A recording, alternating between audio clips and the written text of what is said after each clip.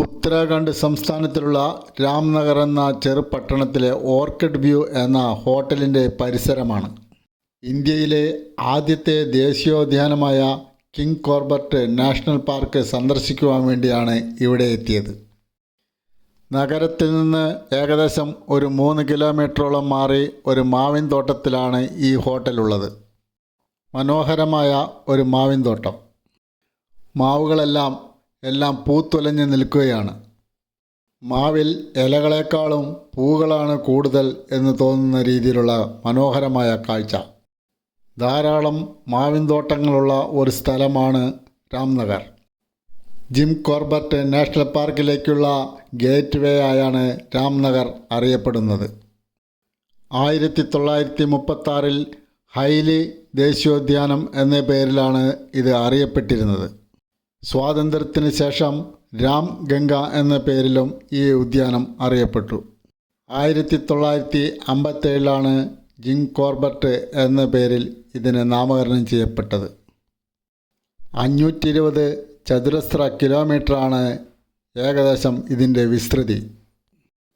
National പാർക്കിലേക്ക് പോകുന്ന വഴിയിൽ തന്നെയാണ് ഈ ഹോട്ടൽ സ്ഥിതി ചെയ്യുന്നത്. വനവിഭവങ്ങൾ കൊണ്ടുപോകുന്ന കാഴ്ചയാണ് അധികവും ഇവിടെ നിന്ന് കാണാൻ കഴിയുന്നത്. നാഷണൽ പാർക്കിലേക്കുള്ള സഫാരി വാഹനങ്ങളും ധാരാളം പോകുന്നുണ്ട്. ഇവിടുത്തെ സഫാരി എല്ലാം തന്നെ മുൻകൂട്ടി ബുക്ക് ചെയ്തതിന് ശേഷമാണ്. അതിനുള്ള എല്ലാ സൗകര്യവും ഹോട്ടലുകാർ ചെയ്തു തരുന്നു. പോകുന്ന വഴിയിൽ ഗവൺമെൻറ്റിൻ്റെ തന്നെ ഒരു പച്ചക്കറി വിപണന കേന്ദ്രമുണ്ട്. വീടുകളിൽ നിന്നും തോട്ടങ്ങളിൽ നിന്നും ശേഖരിക്കുന്ന പച്ചക്കറികളെല്ലാം ഇവിടെ എത്തി വിപണനം നടത്തുന്നു. പലയിനം പച്ചക്കറികളുണ്ട്. വിൽക്കുവാനും വാങ്ങുവാനുമായി ധാരാളം പേരുണ്ട്.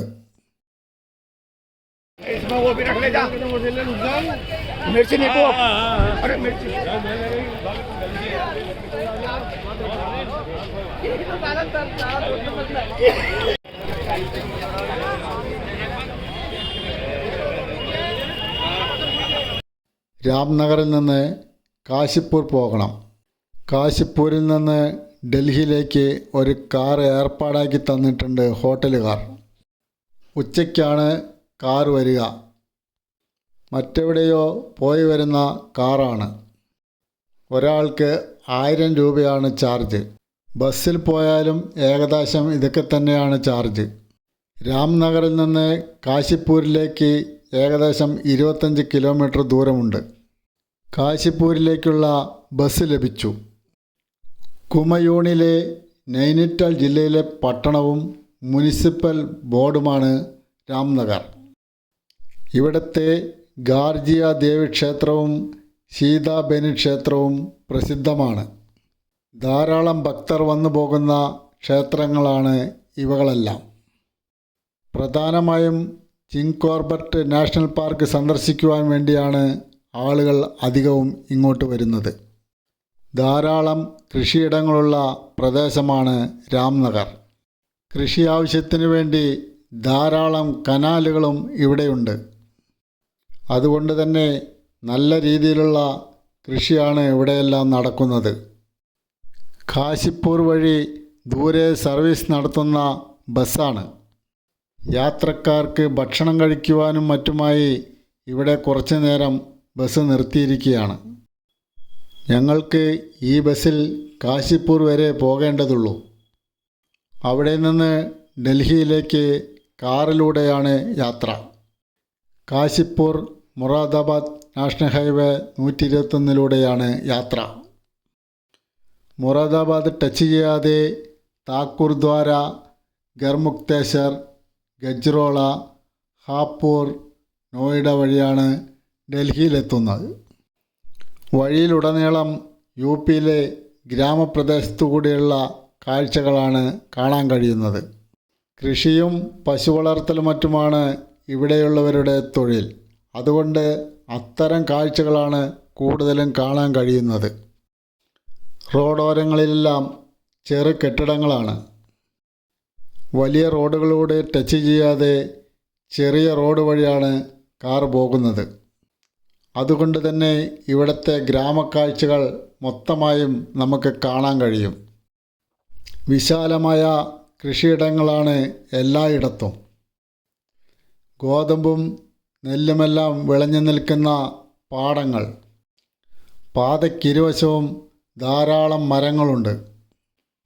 അതുകൊണ്ട് തന്നെ യാത്രയിൽ ചൂട് കുറവാണ്.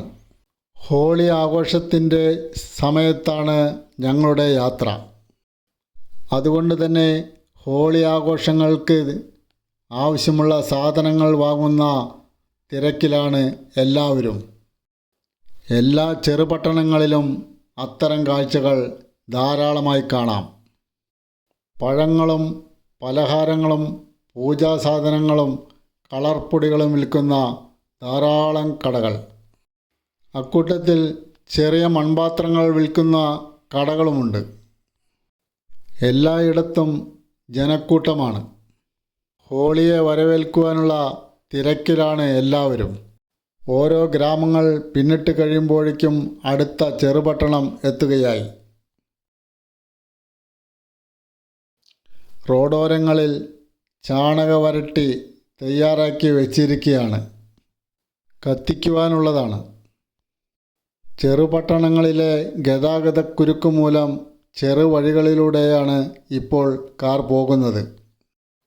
പല പല ഊടുവഴികളിലൂടെയുമാണ് സഞ്ചരിക്കുന്നത്. പഞ്ചാബിയായ ഡ്രൈവറാണ്. വളരെ ഇടുങ്ങിയ വഴിയിലൂടെയും വിദഗ്ധമായി അദ്ദേഹം കാർ ഓടിക്കുകയാണ്. ഇടത്തെരുവുകളിൽ നിന്ന് പ്രധാന റോഡുകളിലേക്ക് ചെല്ലുന്ന ഭാഗങ്ങളിലെല്ലാം മരത്തടികൾ കൂട്ടിവെച്ചിരിക്കുകയാണ്. ഇതെല്ലാം രാത്രി കത്തിക്കുവാനുള്ളതാണ്. അപ്പോഴാണ് ഹോളി ആഘോഷം തുടങ്ങുക. അന്തരീക്ഷത്തിൽ മഴമേഘങ്ങൾ വന്നു തുടങ്ങിയിരിക്കുന്നു. എപ്പോൾ വേണമെങ്കിലും ഒരു മഴ പെയ്യാം. ചില സ്ഥലങ്ങളിലൊക്കെ റോഡിന് കുറുകെ മനോഹരമായ കമാനങ്ങളുണ്ട്. മുറാദാബാദ് ടച്ച് ചെയ്യാതെ പോകുന്ന വഴിയാണിത്.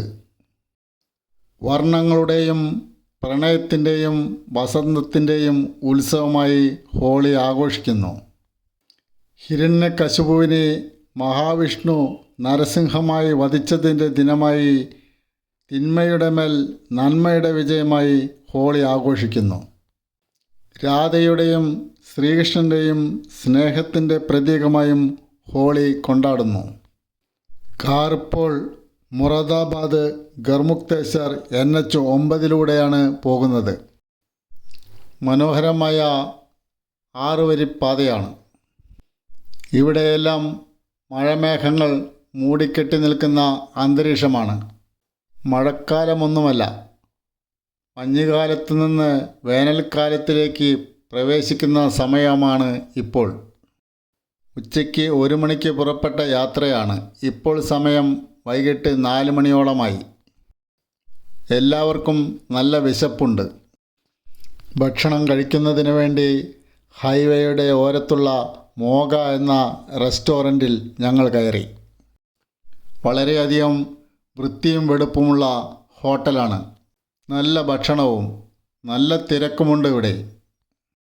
വളരെ നല്ല രുചികരമായ ഭക്ഷണം. ഭക്ഷണത്തിൻ്റെ രുചി പോലെ തന്നെയാണ് ഭക്ഷണത്തിൻ്റെ വിലയും. നല്ല വിലയാണ്. മെയിൻ ഹൈവേയിലെത്തുന്നത് വരെ നല്ലൊരു ഹോട്ടലും എവിടെയും കണ്ടില്ല. അതുകൊണ്ടാണ് ഇവിടെ നിന്ന് ഭക്ഷണം കഴിച്ചത്. ഏതായാലും വളരെ തൃപ്തികരമായ ഭക്ഷണമായിരുന്നു ഇവിടെ നിന്ന് ലഭിച്ചത്. ഹോട്ടലിൻ്റെ പരിസരത്ത് കുറച്ച് സമയം ചുറ്റിക്കറങ്ങി. വിശാലമായ സ്ഥലമാണ് ഹോട്ടലിൻ്റെ പരിസരം. ഇനിയും ഇവിടെ നിന്ന് 2 മണിക്കൂറോളം സമയമെടുക്കുമെന്നാണ് ഡ്രൈവർ പറഞ്ഞത്. ഹോട്ടലിൻ്റെ പരിസരം എപ്പോഴും ശുചിയാക്കിക്കൊണ്ടേയിരിക്കും.